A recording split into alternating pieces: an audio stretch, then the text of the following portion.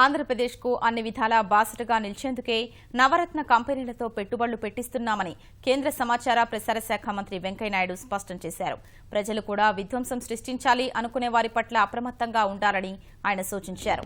ఆంధ్రప్రదేశ్ సంస్కృతి సంప్రదాయాల్ని ఘనంగా చాటేందుకు ఉద్దేశించిన విశాఖ ఉత్సవాల్ని ప్రారంభించారు. విశాఖ ఉత్సవ్లో కార్నివాల్ను ఆయన భేరీ మోగించి ప్రారంభించారు. ఈ సందర్భంగా గ్రామీణ గిరిజన సంప్రదాయాలు ఉట్టిపడేలా కళాకారులు చేసిన ప్రదర్శన ఆకట్టుకుంది.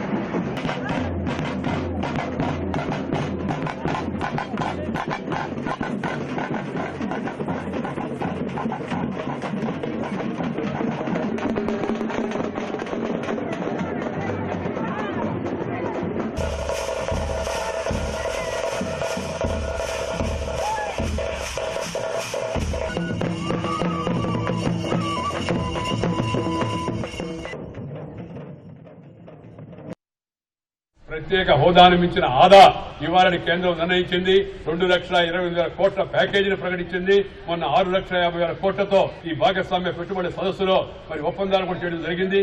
వెరసి ఆంధ్రప్రదేశ్ కి దేశంలో ఏ రాష్ట్రానికి రానన్ని ప్రాజెక్టులు, ఏ రాష్ట్రానికి రానన్ని సంస్థలు ఆంధ్రప్రదేశ్ వస్తున్నాయి. ప్రతిరోజు ప్రతి నెల కేంద్రం నుంచి తప్పనిసరిగా ఏదో కార్యక్రమం ఆంధ్రప్రదేశ్ కోసం చేపట్టబడుతుంది. విశాఖ పేరును నిలబెట్టే విధంగా ఈ ఉత్సవాలు జరగాలని, దాంట్లో పెద్ద ఎత్తున మీరందరూ కూడా పాల్గొవాలని మీ అందరికీ శుభాకాంక్షలు తెలియజేస్తూ మీ దగ్గర సెలవు తీసుకుని నమస్కారం. జై హింద్.